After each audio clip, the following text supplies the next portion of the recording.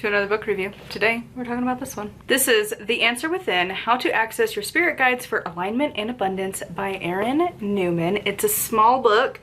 It's not very tall, not particularly thick, just one of the little ones from Llewellyn. So this book is a very casual introduction into working with guides. It goes through a lot of her, so there is a lot of I statements, I stories throughout it, and then her clients, because she's a coach. Yep. And then it has a little bit on like finding different guides, but it's very, very love and light, new age sort of things. So think like if Louise Hay kind of sort of wrote a book like this, it's that sort of people, compared to like Penzac or Deborah Blake, where they are very witchcraft. This is very new age. I gave it a 3 and I gave it a bad 3. I don't know why other people love this book, if we're being perfectly honest. I think it's for a very, very niche type of person, and I am not that person. So there's a lot of things that I don't love about this book. The beginning was so bad, I wanted to DNF it. Look, this is a small book. I already had to turn in a couple big books because I just didn't have time to get through them in time before it was due, and the overdue charges do add up fast. So I've already had to drop off a bunch that I was like, oh, I can't get to it, I can't get to it, oh my god, oh my god, oh my god, because a bunch of them got requests in and they were due like the next day.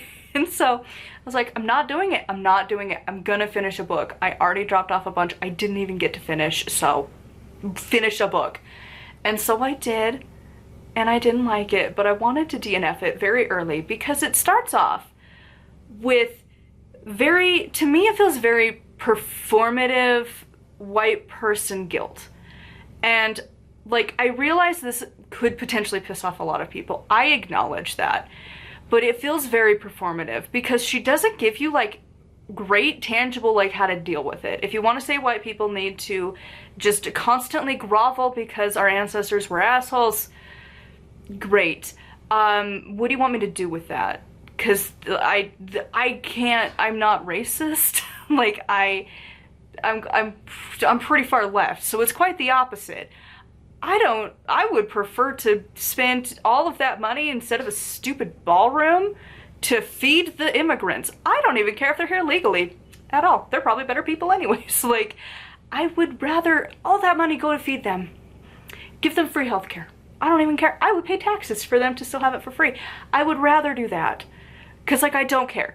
Like, but again, we have to constantly have that. It feels so performative about it.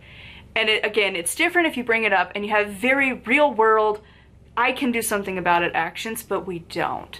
And that's the thing that pisses me off. And like, I've got like huge chunks where like, again, I wanted to DNF it because of this, because it feels so performative. It's so exactly what every other privileged white person has talked about. And I think it's one of those that it is talking to the privileged white people who could do something about it, not as poor white people who can't do shit about it other than like not be rude and like not be hateful. I know the bar is so high, but like honestly, and then the verbiage in this book was rough. So this just is just a sampling of like what? Journeying, oh I should say, this is on page 16. Journeying practices are part of our shared humanity. Our species has been practicing this work since the dawn of humanity. Pause. Yeah, totally agree. Every culture around the entire globe, we've done some variation of the same thing, right? We all, at every part of like the entire globe was pagan at some point. They all had their specific gods. They all believed in different entities. They all kind of did the same things. Different, but the same. And so, yeah, sure. All of us had something to that degree. Sure. But it gets worse because I wrote it down, right? However, many of the current practices used by capitalized white people were stolen from indigenous cultures all over the world, period, full stop. Why did you write that? Why? Because like, sure, what practices are we currently stealing? I would love to know. They never actually tell you that, by the way. They never actually go into, again, tangible things of like, Don't touch this practice, other than smudging. That one's pretty common now. But other than that, it's like, which ones would you like to say that we cannot do? That wasn't also found in our own ancestry, because Christianity knocked it all out of the park. Every single one is just knocked out. But whatever, just putting that whole thing, performative thing aside, that's the verbiage thing that just, this whole book gives me the ick. Period. Full stop. Just like, oh my god. It sounds like it's like just such immature writing. Because like, usually if you write in very intense modern slang, it's only modern for a split second. Like, in my own lifetime, we've had so many phrases come and go out of use. No, stop. And like, I don't know that she's the generation that actually says it either. You know, it feels like the like mom who's having like a midlife crisis wanting to sound young, you know? Because also in the bio, she called her kids kiddos. Ugh. No, use words. You're an author. I'd expect better. Anyways, continuing along, because this is where it gets real fun. We therefore need to ask whether white people have any right at all to practice shamanism or journeying. Is there a place at all for ethical, conscious white shamans? What? Because I'm really curious, like, you say that we need to ask, who do we get permission from? Because, like, we don't talk about that. Like, also, our ancestors did the similar stuff too. We don't have it, but we can see that there's so many comparative things throughout the world. But whatever. Again, it feels like, why? Just so many levels of why. What? Just, again, it feels very performative. Who are we asking permission from? Or is it just your own consciousness to be like, oh my god, you know, I don't think that the indigenous folks care if I want to say a tree is pretty cool. Like, I realize it goes much deeper than that, but like, genuinely, what tribe do I need to go to? Because I'm gonna be real, if the Utes want to take back over the state of Utah, I will join their army. I will join you. I will not be good. I am really not great at all, but I will try. Because like, I would rather be under the Ute Nation instead of the Mormons. That would be so sick. Because like, please, take your land back. You would do a better job. 100%. But alas, that's not what they're gonna do. Like, the tribes aren't really trying to like go to war and like take back over their places. Just, again, it's stuff like this that I'm just like, it feels so performative. What do you want me to do about it? Genuinely, what would you like me to do? Because it doesn't, they never follow it up. Okay, we're gonna end that section because there was more, but it's just, for the love of all of the gods, I can't, my patrons know, I DNF a lot of books for that sort of section anyways, so the fact I didn't was telling. And I guess, okay, to finish up that particular thought process, it feels performative and projecting, because I know I'm doing what I can to research beliefs, try and find things that are just more modern. I don't need ancient practices. If it works, it works. And like, if it's part of a particular ritual, I usually just won't do it. Like, even the chakra system, sometimes I use it, sometimes I don't. I don't know any like person of, because I think, isn't it Indian culture specifically that it came from, like Hindu culture? I don't know any of them that are really pissed that me, some random white witch out in Utah, wants to think about the energy centers and the vagus nerve connected. I don't think they really care. Like, the average person, they don't care about that. Now, I could see maybe like specific practices, maybe like smudging, but you know, like, we never talk about that, and they never go into the specifics. That's why it feels so performative. Like, she does mention smudging, which is really trendy and has been for a while to talk about it, but like none of the others. Like, if you're gonna tell me to ask permission, what am I asking permission for? Am I doing it? Who do I ask? Because again, we don't go further than that. That's why it feels so performative. All right, so moving out of that whole section of this book, the main premise then moves into ask for a guide, get a guide, ask them questions, problem solved. And that's it. And it's like, it doesn't actually walk you through it really. And when I looked at other reviews, I was like, how is this that helpful? because it feels so much like a summarized down, really just the barest minimum of Inner Temple of Witchcraft. Like the barest. And like it doesn't even explain it that well, I don't think. Like you'd have to be at least like an intermediate level to understand like how to access the meditative state and access, you know, like your control panel, so to speak, and like the screen in your mind and stuff. So it feels like if you're wanting to do that, just do the Temple of Witchcraft series. It is intense, don't get me wrong. I am still trudging my way through the Shamanic Temple of Witchcraft, which is ironic for this book, but like it's still rough. It's still really hard to get through those books, but also it gives you the foundational work you need in comparison to this book. It just, again, this whole book just feels performative, and it's just, again, it's the love and light crowd trying to do just a teensy bit into the witchcraft, but like just like a dip a toe kind of a thing, because like there's a lot of guides that aren't love and light. Have you ever worked with the dark deities? Like, I don't think you would like them. More just petty on my end, but like this just is like her privilege showing and just really dumb. Like, why? Okay, page 65. Don't use your phone as an alarm clock, because just spend money on an alarm clock just to have a thing, an extra thing you had to spend money on, so that you don't get tempted to scroll on your phone. Because it's supposed to be a lesson in willpower or something. I don't know, I just thought it was really, really stupid. And it's just like, how does that help you to learn your guides? How does that? It's fine.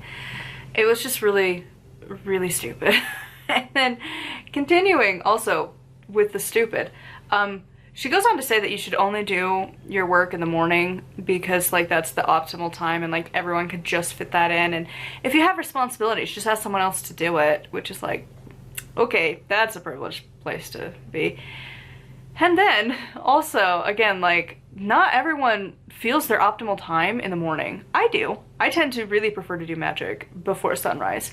Like in that like early morning where it's just starting to get light, perfect time. However, do I normally do my witchery at that time? No. I've found that between 7 and 9 in the morning is kind of when I typically will end up doing it. But it's iffy, and my practice is all over the place right now. But like that tends to be my time. My husband, polar opposite. 9 to 11 p.m., that is his optimal witchcraft time. So like this idea that you have to fit it in the morning because that's the time you have to do it, it's like, just fit it in whenever you can, and it's fine. Just like such a stupid line to draw in the sand. And again, you don't need an alarm clock. You can use your phone. It's fine. Page 87. It's crap like this that broke my witchcraft. Know that anything is possible. It's not. Remember the genie rules? Yup. No. And I think it was a Deborah Lipp book. Her book on, I want to say it was like the Beginner's Guide to Practical Spells or something like that. It was one with a really ugly cover. I hate those covers, but it was such a good book, and I want to say it was her, but I read it some point in this last year, and it talked about how magic makes the like improbable probable, but it does not make the impossible possible. And that was the thing that came to my brain with this, because no, just the techniques in here, it only is accessible to her because of her privilege. The things that she kind of glossed over and, you know, paid the like, just play the card, like, oh, I said it, it's fine, thing at the beginning of the book of like, but listen, I am an upper middle class privileged, like, cishet white girl. Like, that's where this applies, girl. It's possible for you. And this is what breaks my witchcraft, because I started to fall for that shit. I started to believe that, but also it could potentially be possible, but also like, no, it helps to be starting pretty well off to begin with, you know. Her husband has a very successful career. She's able to like putz around with her like 4 clients for her one workshop, and you're like, okay, like, you have to start with privilege for a lot of things to feel possible. Probable, that brings it down to your current reality, aka hello those of us in the poor category.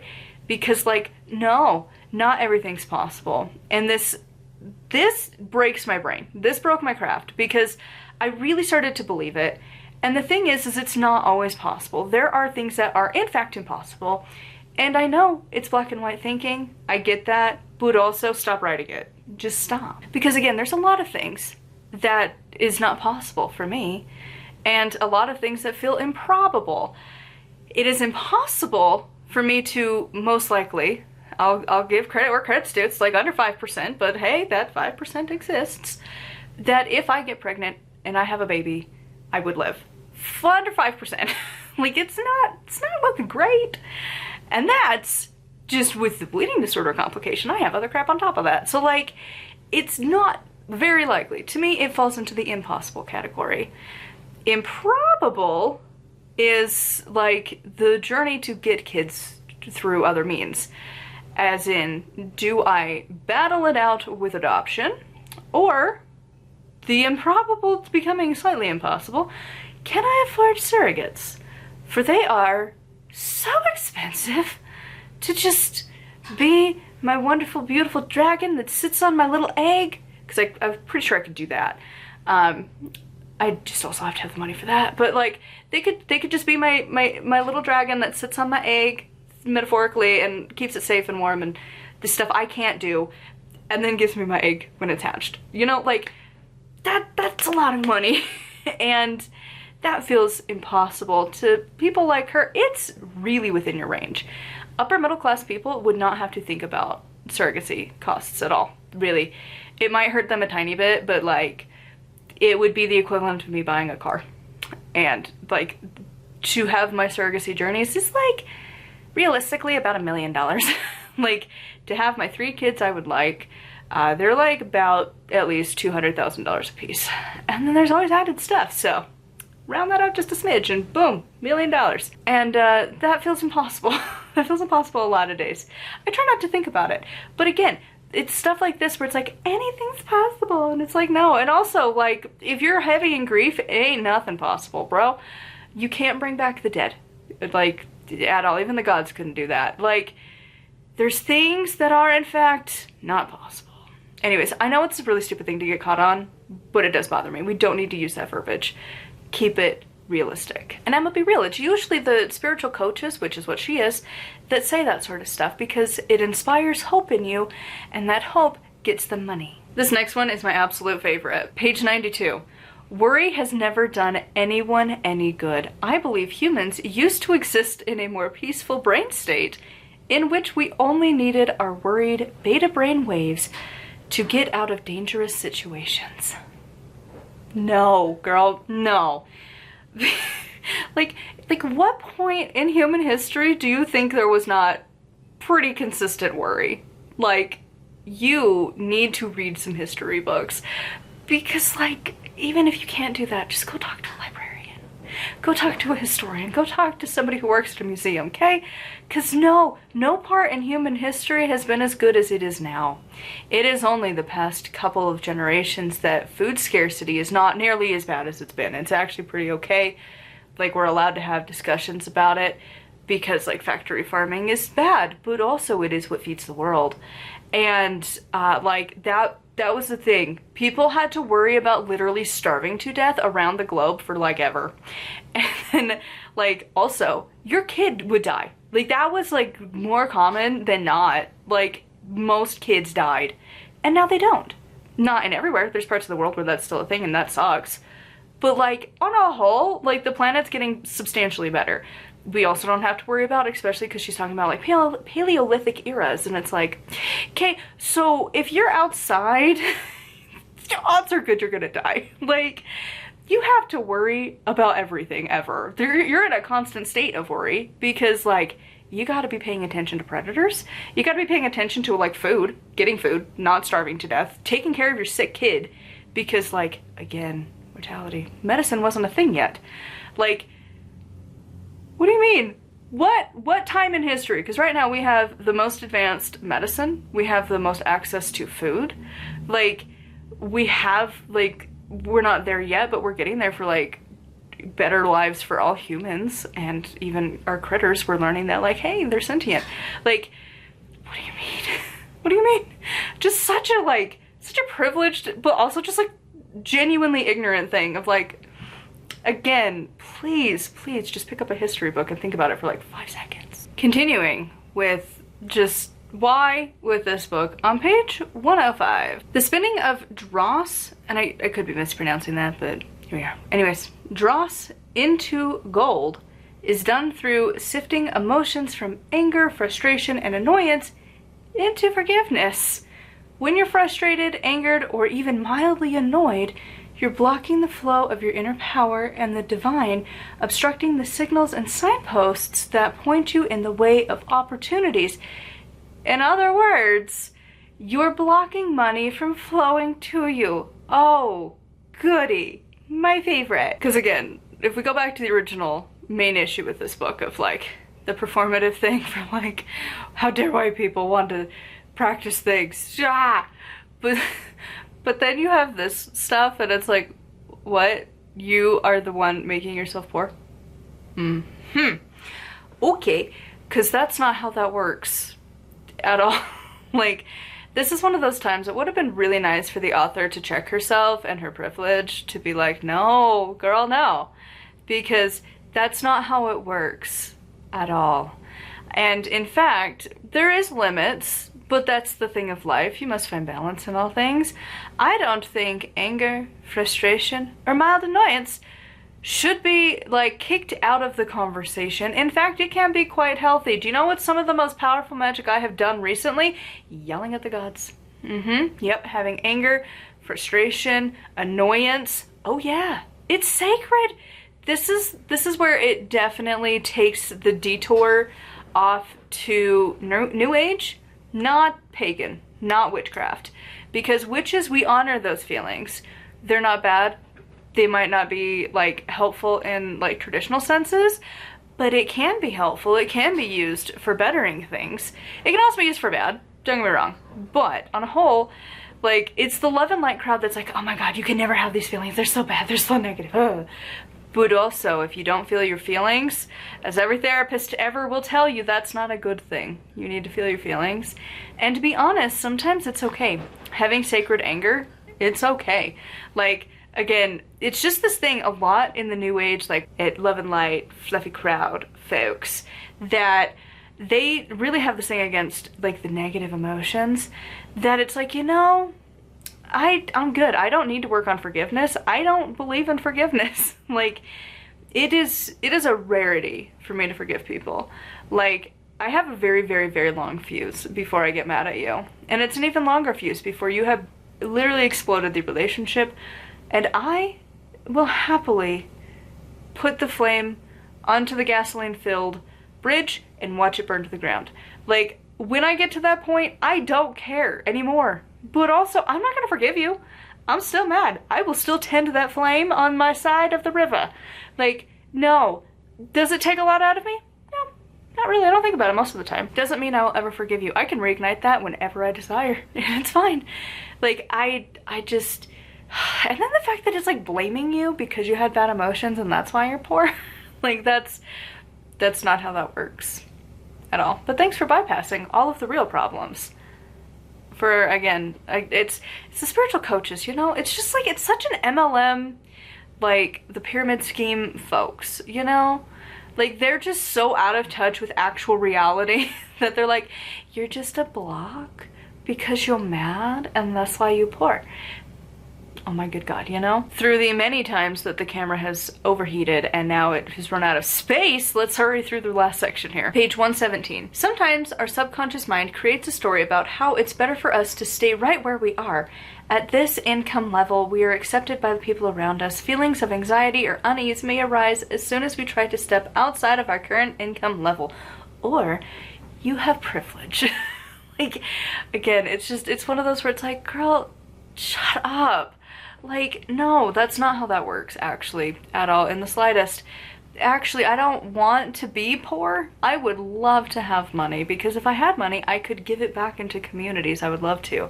Like, I could have money to support our local, like, witch community. I could happily support causes I care about. I would love to be able to support some vegan companies. I would love to be in, like, just vegan activism and such. And also to be able to support, like, the Utah Pride community. I would love to be able to do that. I cannot. I would also, if I was like rich, I would love to be able to sponsor people, to be able to be like, you know what? You want to have a kid? Here you go. Here's the money. You don't have to worry about it. Ta-da. Like, you could give to people, but I don't care. I know I'm not going to change as a person if I get money. That's not my problem. My problem is that I don't have people signing up on Patreon, and I'm not selling books. And like, YouTube just gives me some pennies a day. That's it. Like, it's not me not wanting money. And also, like, if you work like a traditional job, like, you know, it's still, like, it's not usually in your control either. Like, it's such a privileged state to be like, I'm gonna walk into my boss's office and demand a raise. You're gonna get fired. Like, that's what's gonna happen. Like, no, it's just, it's such a privileged place to be coming from. Needless to say, this camera says that I am done with this video, which is, it's fine. I've been trying to record this for like almost 2 hours now, because I can rant about this one a lot. We just need to end it. Just be done with this, because oh my god. If, as my patrons will know from the, actually it went up today when you see this, because it was supposed to go up yesterday. I know it's not going up today. I know it's not going to happen. It's going to be a tomorrow me problem to edit all of this together. So, and also, that video goes up anyways, so if you want to hear about my chaos system of using the D&D spell slots for energy, this was supposed to be a level 1 spell slot, and this has taken almost 2 freaking hours. Realistically, I have spent all of my spell slots trying to get this one video done. It's obnoxious. But it's fine. It's fine. Why would I care? So, anyways, yeah, this book, I have a lot of feelings about it. I don't love it. So basically, I guess, okay, one last thing is that throughout this entire book, she's constantly pushing this notion of like, she is a spiritual coach, and she talks about her coaching clients who, and again, the pyramid scheme, they also want to become coaches. So like, you need to be a coach to become a coach. Feels like a pyramid scheme. And also, if you ever notice, these people are not like cheap, right? Like, they are for rich wives, to be honest. Like, that's like 99% of their population. Like, it's not for the average person. It's definitely not for the poor folk. Like, it's for rich people who want to get other rich people to pay them to become more rich. Like, that is the scheme.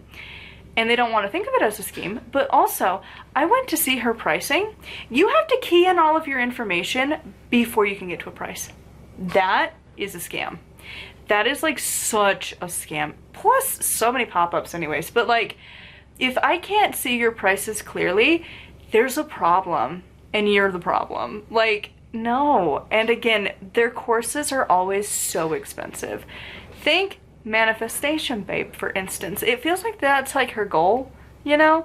Like, it's just, the whole book she's constantly talking about needing to coach more people and getting more clients, and you want to get more clients, and it's just like this like undertone. I know it's not the point, and like that's just the world she lives in, but it gives me the biggest ick. And again, the fact that I tried to look up her pricing. I'm not going to give you my information. Like, you have to sign up. You have to pick the time. You have to pick the day. You have to pick, like, all of your private information to get to the pricing page. At least, I assume. Because I didn't do it. I wasn't going to give her all my stuff. I don't want to get spam emails constantly. Because these people will email you, like, at least once a day, if not more. I feel bad, like, with my constant posts on Patreon. But even then, that's, like, once a day. Just a few times a week that you're gonna get an email being like, hey, there's a new thing. Like, no, just, oh my god. Anyways, so to conclude this video, if you are an upper middle class person who is in the new age, love and light, spiritual coaching sort of vibes, you love Louise Hay and the concept of forgive everything and that whole thing, this is probably for you. if you aren't that, don't waste your time. Like literally, if you want to know how to connect with your guides more, so many better books. Just pick up the Temple of Witchcraft series by Pensac. Like, the first book sets the foundation for how to meditate. I think in that one you might meet your guides, but you do meet them throughout the books. I know that, I think it was in this one that I'm working on, is when you meet your animal guide, I think. I could be wrong. But, like, those exercises totally prepare you for it, and you're fine. Also, you could read Feral Magic to really connect with, like, land-based animals. It was interesting. You'd think I would have liked this. Her guide was octopus, but my version of octopus and her version of octopus are very, very different. But also there's a whole bunch of different species of octopus, so maybe we just have a different one. But like, no. Like, oh my god, this book was just, oh. There's a reason it took me all freaking day to record this, because like, dude, it was bad. So anyways, thank you for getting to the end of this monstrosity. And yeah, thank you to my Patreon peeps for listening to my usual rants about books, because y'all have seen a lot of these. The camera's overheating again, so I'm gonna end this, but thank you for coming along, and hopefully one of these days I'll have a good book. This was just not it. So anyways, thank you for watching, and blessed be.